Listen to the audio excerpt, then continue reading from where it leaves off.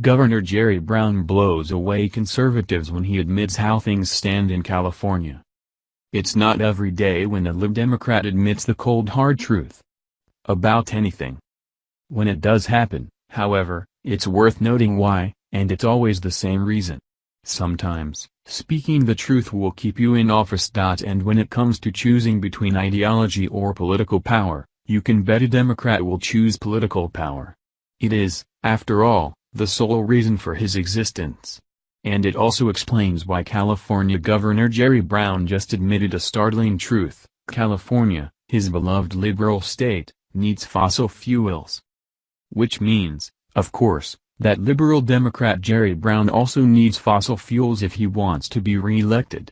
So guess who's now on the side of fossil fuels? The Daily Caller reports Gov.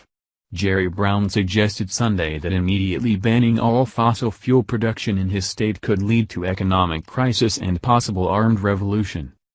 Brown told reporters that cutting off the oil spigots could lead to severe economic destruction. His comments contrast with his belligerent position on fossil fuels. Well, if we stopped the 32 million cars, and said you can choose oil, the whole economy would collapse. You'd have a revolution. There'd be shooting in the streets, and you couldn't do that, and no one would do that. Mind you, this is the same governor and state that tried to force people to buy inferior electric cars. It's the same state that made endangered species a priority over human beings. California hates fossil fuels.